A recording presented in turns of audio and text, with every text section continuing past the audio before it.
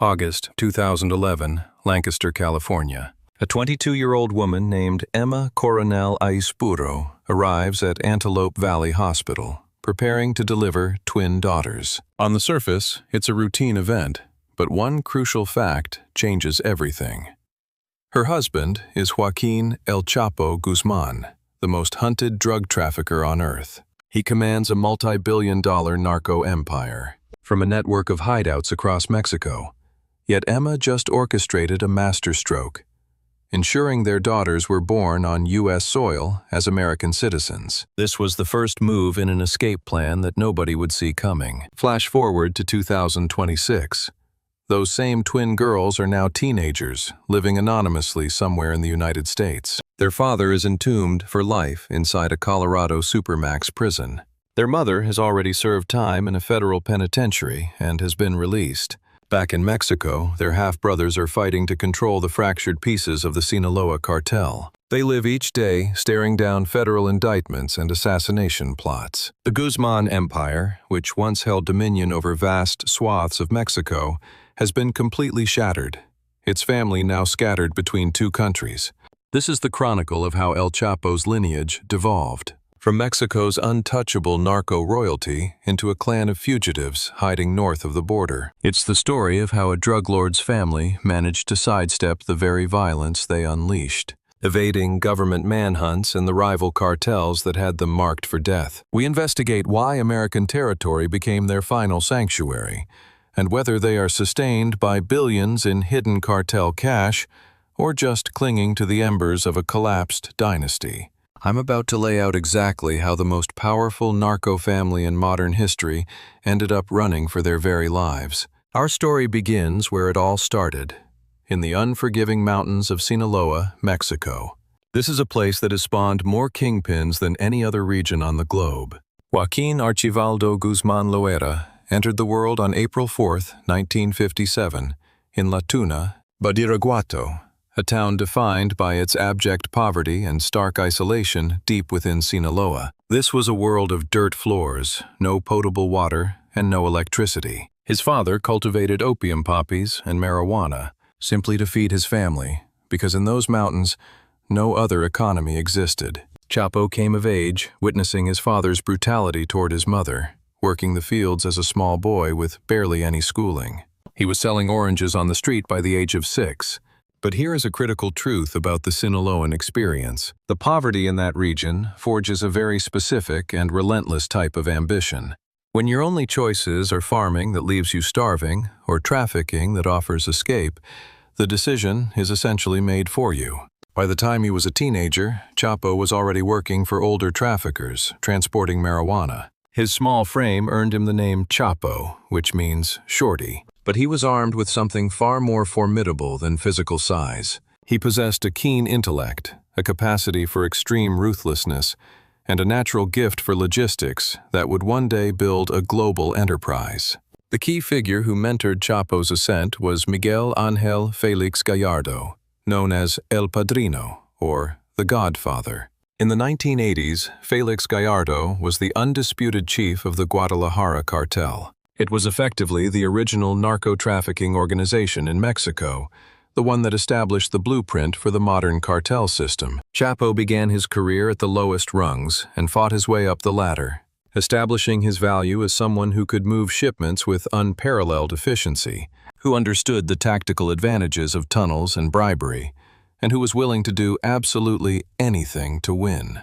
When Félix Gallardo was captured in 1989 and the Guadalajara cartel disintegrated, Chapo was instrumental in founding the Sinaloa cartel. But he didn't instantly take the throne. He spent the early 1990s methodically building the organization's infrastructure. He was the innovator behind the complex tunnel system running under the U.S.-Mexico border, engineering what were essentially underground railways that could shuttle tons of cocaine, marijuana, and heroin across the border undetected. He forged alliances with Colombian cartels who were desperate for a pipeline to move their product into the United States. From there, he masterminded a supply chain that snaked its way into every major American city. By the mid-1990s, Chapo had become one of Mexico's most formidable traffickers, though he hadn't yet reached the absolute pinnacle of power. He He faced fierce competition and had dangerous rivals plotting against him, but his operation was already moving staggering volumes of narcotics and was raking in hundreds of millions of dollars every year. Then, in 1993, his ascent was cut short by his first major capture in Guatemala. Mexican authorities incarcerated him in Puente Grande,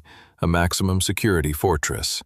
And it's here that the legend of Chapo truly ignites. Because iron bars and concrete walls did nothing to slow him down. He continued to command his empire from his cell, corrupting guards, indulging in lavish comforts, and sanctioning hits on his enemies. The facility was meant to be inescapable, the highest level of security. In truth, Chapo ran the prison with the same authority he exerted over everything else in his world. On January 19, 2001, El Chapo vanished from Puente Grande, allegedly hidden inside a laundry cart. That, at least, is the official narrative. The reality was far more audacious. He walked straight out the front gate, after bribing nearly the entire prison staff.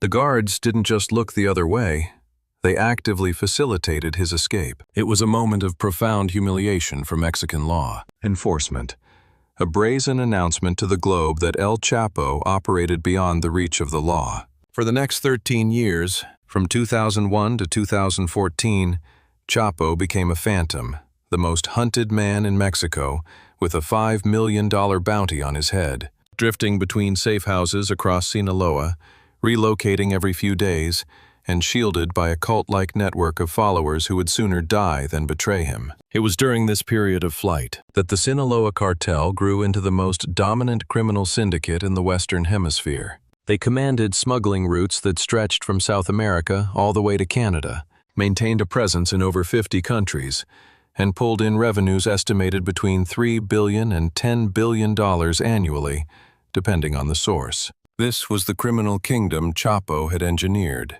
This was the staggering power his family was born into, which makes the downfall that followed all the more devastating. Because when you stand at such a height, the fall is nothing short of cataclysmic. Now, we must examine what life was truly like for the Guzman family when Chapo was at the zenith of his power. To comprehend why they were ultimately forced to flee, one must first understand this reality. El Chapo was a man of many families, with several wives and countless relationships over the course of his life. His first wife, Alejandrina Maria Salazar Hernandez, gave him a number of children, including Iván Archivaldo and Jesus Alfredo. These were the sons who were groomed to one day inherit key roles within the organization. His second wife, Griselda Lopez Perez, was the mother of several more of his children, but his connections didn't end there. He had other women and fathered more kids. The true number of El Chapo's children is a matter of debate. The count is estimated to be between 10 and 15.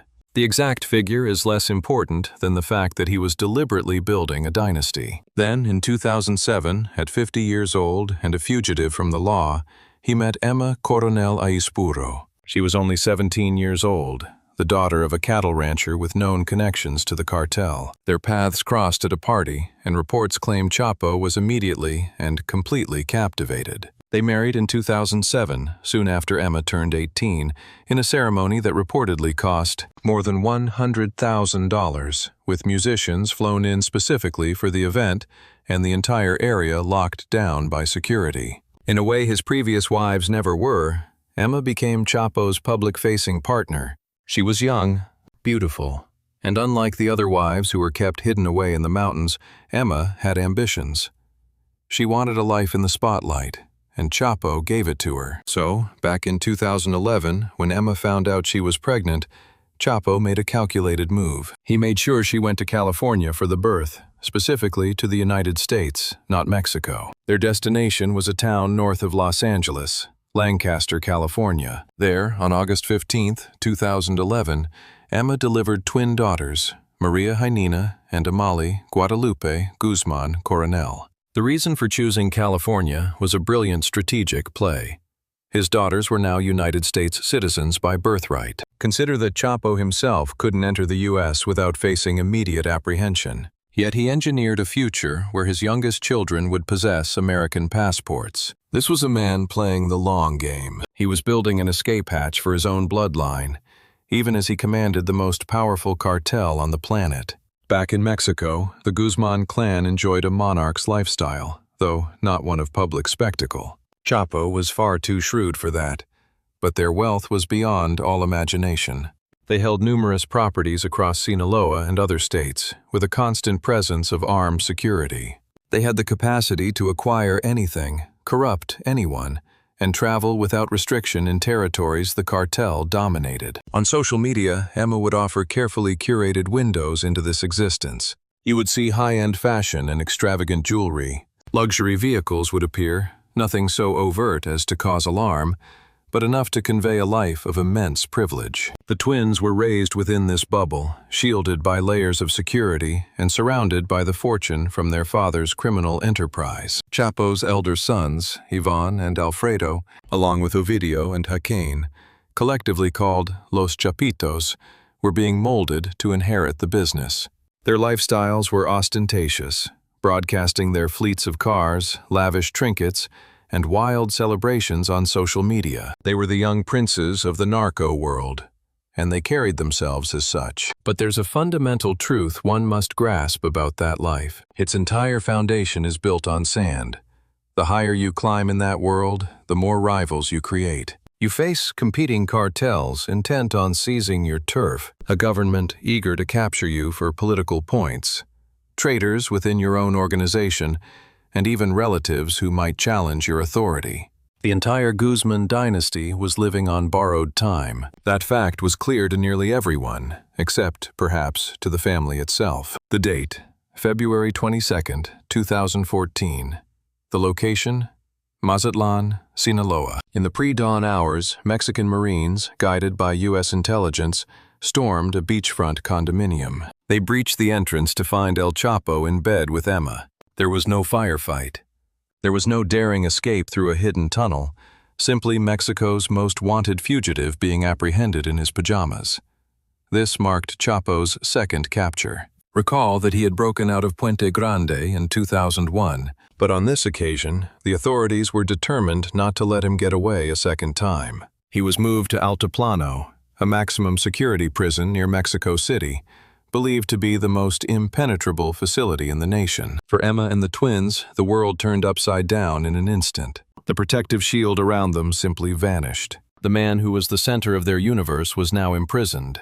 And although Chapo's organization continued under his son's direction, the family's aura of invincibility was shattered. Then came July 11th, 2015, just 16 months after his arrest, when El Chapo did the impossible yet again. He vanished from Altiplano through a mile-long passage his men had constructed, complete with lighting and ventilation, leading directly to an opening in his cell's shower. It remains the most audacious prison break in Mexican history. For 6 months, Chapo was a free man once more. And during that time, the Mexican government endured profound and global humiliation. Around the globe, the media narrative was absolutely scathing. Washington was demanding he be handed over. And it was a foregone conclusion. If they captured him again, Mexico's government couldn't refuse. On January 8, 2016, Mexican Marines finally cornered Chapo in the city of Los Mochis, Sinaloa. The assault on a suspected safe house began in the pre-dawn hours, at 4:30 a.m., and this time, a firefight erupted. When the smoke cleared, 5 of Chapo's sicarios were dead, and a single Marine was wounded. True to form, Chapo slipped away through another tunnel. But this time his escape was short-lived. He was apprehended on the edge of the city during a failed attempt to carjack a vehicle. This time, there were no delays. His extradition to the United States was swift. On January 19, 2017, a date marking precisely 16 years since his initial breakout from Puente Grande, El Chapo was finally placed on a flight bound for New York. He would not set foot in Mexico ever again. The proceedings in Brooklyn's federal court would become one of the most consequential criminal cases in the history of the nation. For 3 months, stretching from November 2018 until February 2019, the prosecution meticulously detailed the vast operational scope of the Sinaloa cartel. Witness after witness took the stand, recounting murders Chapo orchestrated, drug shipments he oversaw, and the billions of dollars his empire amassed. The weight of the evidence against him was crushing. On February 12, 2019, the jury returned a guilty verdict on all 10 charges, which included running a continuing criminal enterprise, narcotics trafficking, conspiracy to commit murder, and various firearms offenses. Then, on July 17, 2019, Judge Brian Cogan handed down the sentence for Joaquin El Chapo Guzman: life imprisonment, plus an additional 30 years. His new home would be ADX Florence in Colorado, the Supermax facility dubbed the Alcatraz of the Rockies, a place where America's most dangerous inmates are locked down in solitary confinement for 23 hours a day. There would be no more escapes for El Chapo. He was destined to perish inside that cell, leaving his family to navigate a world without his protection. So this begs the obvious question: why did El Chapo's family flee to the United States? Why seek refuge in the very country that had captured their father and condemned him to a life behind bars? The answer comes down to a single imperative: survival. Let's explore the reasons. To begin with, the governmental pressure inside Mexico grew to be intolerable. Following El Chapo's extradition, the Mexican government was desperate to demonstrate its commitment to dismantling the cartels. This new focus put his family directly in the crosshairs. Arrest warrants were issued for his sons. His key lieutenants were systematically rounded up. Their assets and properties were confiscated. The shield of invincibility that came with the family name had vanished. From a prison cell in Colorado, El Chapo was powerless to help them. The second reason, and this is absolutely critical, was that rival organizations were hungry for blood. The Jalisco New Generation Cartel, the Beltran-Leyva organization, the Tijuana Cartel. Every one of them viewed Chapo's downfall as a golden opportunity. They began making aggressive moves on Sinaloa territory, singling out the Guzman clan as prime targets. The number of assassination plots against them skyrocketed. The threats became a daily reality. Suddenly, being related to El Chapo was no longer a source of protection. It was a death sentence. And third, the internal power dynamics of the cartel became treacherous. When a figurehead like Chapo is removed, a violent power vacuum inevitably forms. Los Chapitos, his sons, attempted to seize control, but they lacked the respect of the cartel's old guard. This friction quickly escalated into violent internal conflict. Loyalists who had served Chapo for decades were now forced to declare allegiance. For the family, there was no one left to trust. Emma Coronel could see the writing on the wall. You'll recall that her twin daughters were American citizens by birthright. Emma, too, held United States citizenship. She had been born in California. So, as the situation in Mexico deteriorated, she already had a way out. With her daughters in tow, she had a legal path to cross the border. This wasn't a desperate run through a tunnel or a deal with smugglers. It was all thanks to American passports. And she seized that opportunity immediately. While El Chapo was confined to a cell in New York awaiting his fate, Emma relocated herself and the twins, establishing a new life inside the United States. She was a fixture at Chapo's trial, attending every single day. There she sat in the courtroom, draped in high fashion, flawlessly performing the part of the loyal wife for the news cameras. But away from the media circus, she was quietly building an American future for herself and her girls. This is where the plot thickens. On February 22, 2021, Emma herself was taken into custody at Dulles International Airport in Virginia. The charges brought against her by federal agents were stunning. She was accused of conspiracy to distribute narcotics and, astonishingly, of assisting El Chapo's escape from Grande Prison way back in 2001. At the time of that infamous prison break, she was only 20 years old. But prosecutors alleged she was a crucial figure in the operation. Emma decided to plead guilty. On November 30, 2021, a federal judge delivered the sentence: a term of 3 years in prison. Considering the accusations, it was an incredibly light sentence. The verdict, however, meant that the twins, who were then 10 years old, were left to navigate the world without either of their parents. Their father was already serving a life sentence in Colorado. Now their mother was in a federal institution, leaving them as American citizens placed in someone else's care somewhere in the U.S. Emma was released in September 2023, having served approximately 2 years. She was granted credit for time already served and for maintaining good behavior. She is now raising her twin daughters somewhere in the United States, shrouded in complete secrecy. There is no social media presence, no interviews granted, and zero public appearances. In effect, they have vanished.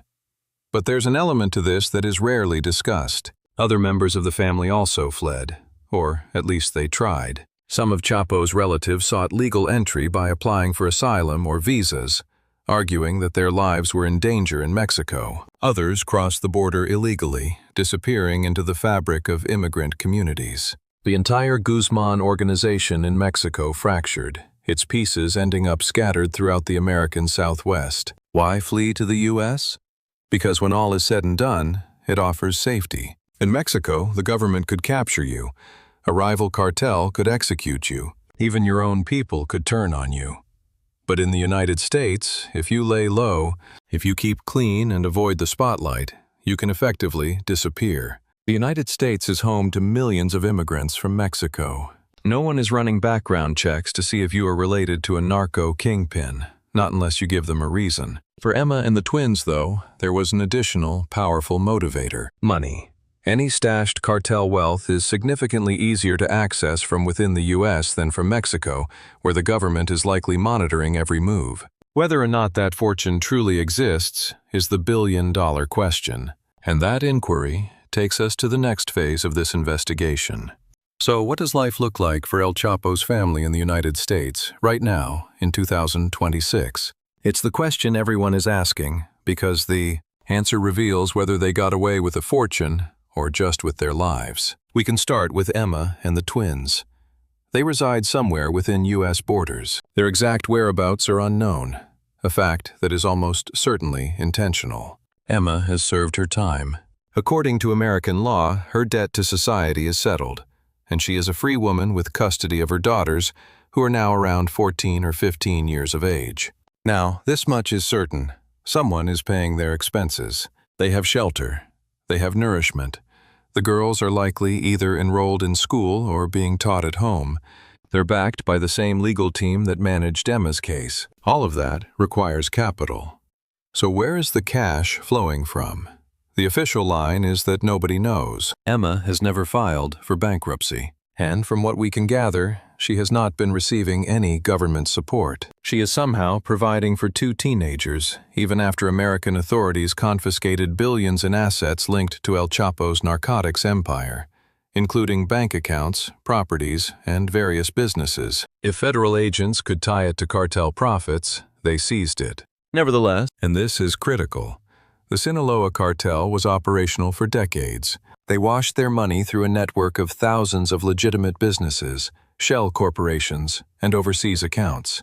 They had funds concealed using methods that may be completely untraceable. If Chapo was cunning, which he certainly was, he would have stashed away funds in places the government could never touch. This could include trust funds set up for the twins years ago, or properties acquired through complex layers of corporate ownership. It might even be cold, hard cash buried in locations known only to his inner circle. Is it plausible that Emma has access to some of that hidden fortune? It is entirely possible. Is it also plausible the twins will come into an inheritance when they reach 18 or 21? That's another strong possibility. But it is just as plausible that every last dollar was confiscated and that they are now getting by on whatever legitimate income Emma earned, with help from their extended family or with funds from Chapo's sons, who continue to operate. The way they live today bears no resemblance to their lifestyle in Mexico when Chapo was at the height of his power. There are no armed bodyguards, no designer fashion posts on Instagram, and no high-end sports cars. They are maintaining a very low profile, making themselves invisible while trying to give those girls the most normal life they can manage. Considering their father is the most notorious drug trafficker of the last century, Emma is now only 35 years old. She is still young. She has paid her debt to society. She could, in theory, build a new life for herself, but she will always be identified as El Chapo's wife. That is a label you can't escape.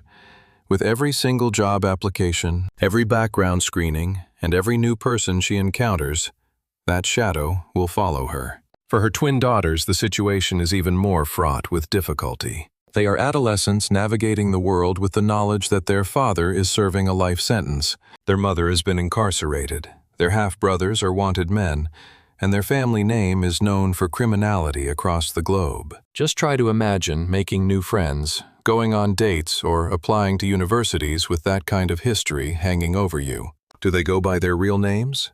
Do they attempt to conceal their identity? How can you forge a normal life when your family's exploits are a matter of international news? Then there is another question no one can truly answer. Are they still in harm's way? Rival criminal organizations have very long memories. If anyone wanted to exact revenge on the Guzman family, those girls would be obvious targets. This is likely a major reason their location remains a secret. It is probably why they have absolutely no public footprint. The United States government is not giving them witness protection. They are not witnesses, and they never cooperated with the authorities. But it's almost certain they are exercising extreme caution, relocating when needed, and avoiding any area with a large Mexican expatriate community where they might be recognized. What this amounts to is exile, not the romanticized version. It's the kind where you have given up everything you once had just to stay alive, living a quiet and anonymous life because it is the only path to safety. As Emma and her daughters sought refuge in the United States, El Chapo's sons dug in back in Mexico, attempting to hold on to what was left of the family empire. Their story is a stark illustration of why escaping was the only intelligent move. The faction known as Los Chapitos, led by Ivan Archivaldo Guzman Salazar and Jesus Alfredo Guzman Salazar, along with Ovidio Guzman Lopez and Joaquin Guzman Lopez, seized command of their father's wing of the Sinaloa Cartel, only to inherit a full-blown war. This new generation of leaders simply lacked the strategic cunning and seasoned experience that their father possessed. They were men in their 20s and 30s, accustomed to a life of incredible luxury and social media posturing, not the calculated, long-term thinking that built the organization. They wasted no time making powerful adversaries, starting with a feud against the legendary Ismael El Mayo Zambada. At the same time, the hyper-violent Jalisco New Generation Cartel was expanding aggressively, conquering territory across the country. They coveted Sinaloa's smuggling routes and were more than willing to eliminate anyone who stood in their way. Los Chapitos became entangled in savage battles with CJNG that descended entire regions of Mexico into chaos. Compounding their problems, the Mexican government was hunting them relentlessly. Active arrest warrants existed for all four of the brothers. The United States also wanted every single one of them on drug trafficking indictments that carried potential life sentences. Their lives became a constant shuffle between safe houses, mirroring the fugitive existence their father had led. On October 17, 2019, Mexican security forces managed to capture Ovidio Guzman in Culiacan, Sinaloa. Hundreds of their gunmen swarmed the city, blocking roads, attacking police, and setting vehicles ablaze. They resorted to taking hostages, going so far as to target the families of military personnel. They had him in custody and were forced to let him go, having been completely overpowered by the cartel's show of force. Then, on January 5, 2023, Mexican Marines captured Ovidio a second time, this time as part of a massive, coordinated operation. The cartel again unleashed a wave of violence, torching vehicles, opening fire at the Culiacan airport, and shutting down roads. This time, however, the government did not back down. 29 people were killed in the firefight, and Ovidio remained in custody. On September 15, 2023, Mexico extradited Ovidio to the United States. He is currently being held in federal custody in Chicago, facing narcotics trafficking charges that could see him imprisoned for life, the very same fate his father met. At 33 years old, his chances of ever walking free are virtually zero. His brothers, as of 2026, are still at large in Mexico, attempting to run their operations, all while being hunted and fighting wars on multiple fronts. Ivan and Alfredo are the oldest and most experienced of the bunch, but even they lack the strategic genius that their father was known for. Joaquin, meanwhile, maintains a much lower profile. They live in hiding, perpetually moving, surrounded by gunmen, and acutely aware that any given day could be their last one of freedom. Mexican authorities want to capture them.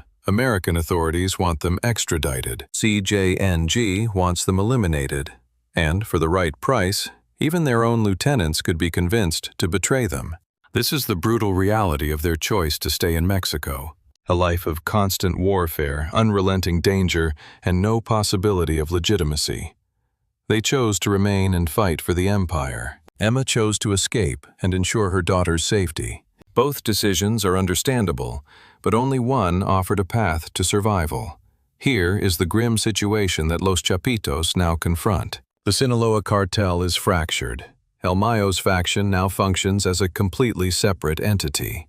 The faction controlled by Los Chapitos is under constant, relentless attack. The powerhouse that once commanded Mexico's drug trade is now just another player in a crowded field, battling for territory it used to own. And its leaders are being picked off, one by one. Ovidio is in American custody. The others are on borrowed time, destined for either a jail cell or a grave. It's the inevitable conclusion to this kind of life. A run for the border, like their stepmother made, is impossible. They are some of America's most wanted men. And with so many enemies gunning for them, a negotiated surrender is simply not on the table. Their only path forward is to fight until the bloody end. That is the ultimate cost of remaining in the game. It explains why the other family members escaped, which all circles back to the one question everyone is asking. Did El Chapo's heirs make off with a secret fortune worth billions? Or are they essentially destitute fugitives, forced to start from zero? The answer likely lies somewhere in the vast space between those two extremes. And here's the breakdown. At the height of his power, El Chapo's enterprise was raking in an estimated $3 to $10 billion every single year. That's according to various financial analyses, which show that over 3 decades of operations, even after subtracting the massive overhead for bribes and expenses, the Sinaloa cartel still managed a cash flow well into the tens of billions. So what became of that mountain of cash? A large chunk of it was seized. Over the years, law enforcement in both America and Mexico has successfully confiscated billions in assets tied to the cartel. We're talking bank accounts, real estate holdings, commercial enterprises, and fleets of vehicles. The legal principle was straightforward. If they could link an asset to narcotics profits, it was gone.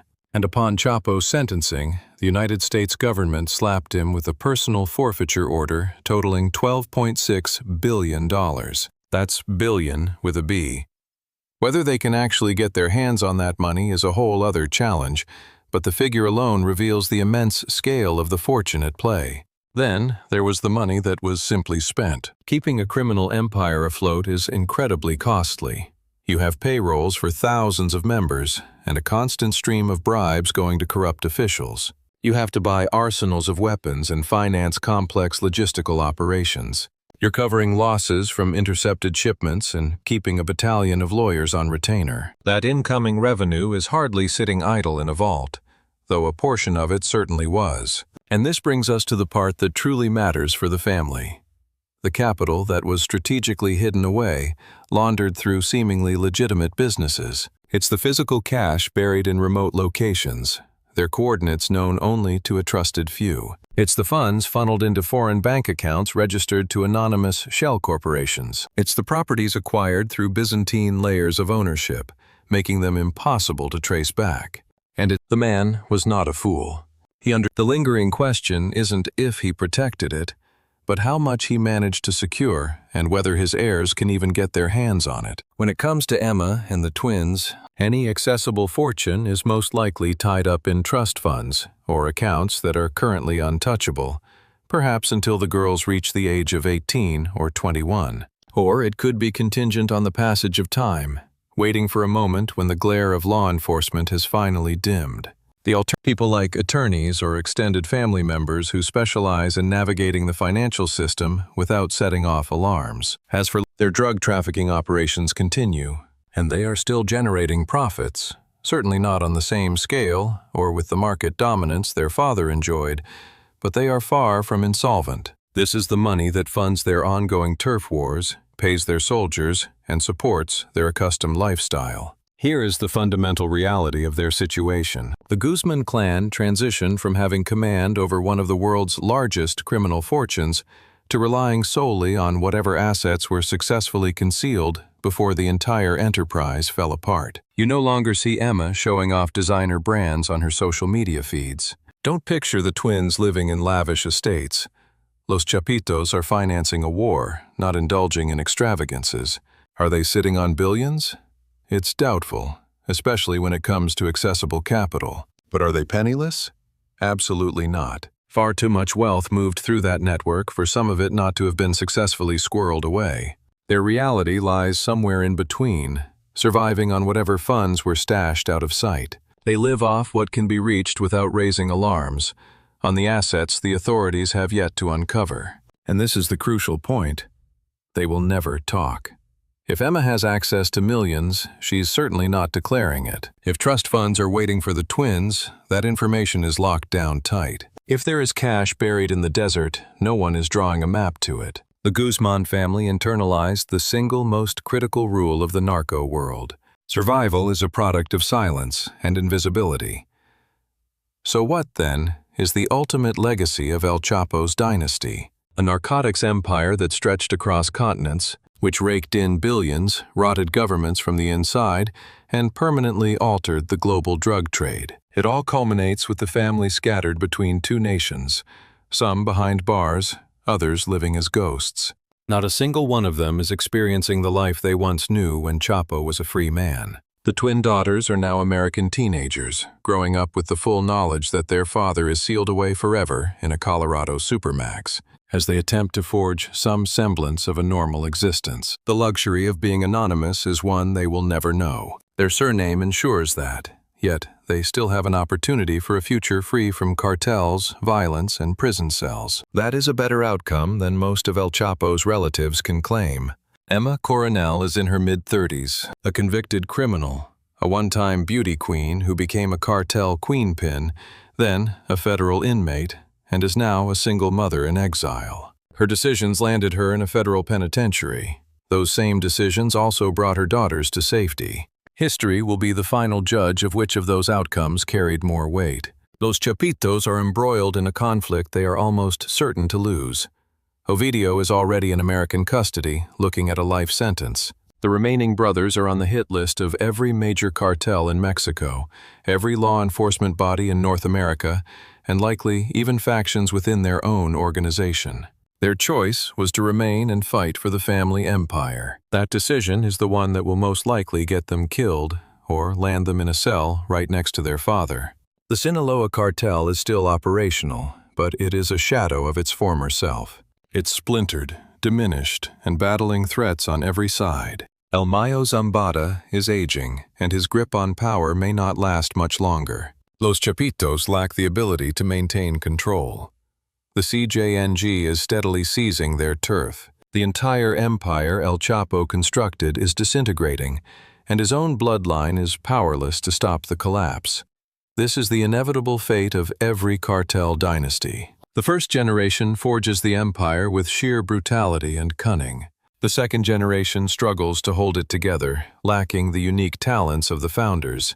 By the third generation, the only options left are to escape the life or to die within it. The Guzman family is a textbook example of this very pattern. Emma's flight to America was a desperate bid to save her daughters from that very cycle. She surrendered the fortune, the influence, the entire lifestyle, all of it, for the slim chance that her girls could grow up as something other than the next generation of cartel royalty or cartel casualties. It was the single most intelligent move anyone in that family ever made. The sons who remained in Mexico chose a different path. They craved the authority, the notoriety, the empire itself. Now, they are settling that debt with either their freedom or their very lives. And as for El Chapo, he exists within a 7 by 12-foot cell in Colorado, isolated from humanity for 23 hours a day. He is a man who will never again see the sun or breathe fresh air, condemned to a slow decay and to insanity inside the most secure prison in America. He forged a dynasty and his name passed into myth. His reign was one of unimaginable luxury, but his final days will be spent in solitude inside a cinder block cell. This is how the dynasty truly crumbles. The collapse didn't come with a blaze of glory or a traitor's knife. It arrived quietly, with family members cast to the winds. Relatives, once untouchable, are now hiding in plain sight, living out desperate, anonymous existences across suburban America. His sons are trapped in unwinnable conflicts deep in the mountains of Mexico, while their father's sanity frays in the silence of a solitary cell. Now, they are merely fugitives focused on staying alive. A stark downfall for a crime family that once commanded billions of dollars. There was a time the Guzman name was a synonym for power. Today, it is just a bullseye on their backs. The fortune it once signified has been replaced by constant government watch, and the aura of invulnerability has completely vanished. Today, that name guarantees a life on the run. The very reason El Chapo's clan sought refuge in the United States. It was not a choice born of desire but of sheer necessity. To remain in Mexico was a death sentence. And ironically, the very nation that promised prison, asset forfeiture, and relentless prosecution was also the only place that offered them a chance to stay alive. The reign is over. The family is broken. In the end, the most dominant drug cartel of our time met the same fate as every other player in this deadly trade. Imprisoned for life, or forever looking over their shoulder, with only shattered hopes and deep remorse to account for their mountains of cash. This is the untold story of their flight, the stark reality concealed by the sensational news reports. It is the inevitable outcome for any kingdom founded on violence and narcotics. In the end, the whole corrupt enterprise implodes, leaving the next generation to pay the ultimate price. This story is more than a crime. It's a warning about how small choices, ignored red flags, and unchecked desires can quietly shape a devastating outcome. No one wakes up one day and becomes part of tragedy overnight. It builds slowly, through silence, through compromise, through moments when doing the right thing feels inconvenient. What stands out most is not just the violence, but the human cost behind it. Families shattered, trust broken beyond repair, lives reduced to headlines and court records. It reminds us that every action carries weight, and every decision leaves a ripple, sometimes far beyond what we can see. There's also a deeper lesson about accountability. Blaming circumstances, past trauma, or environment may explain behavior, but it never justifies harm.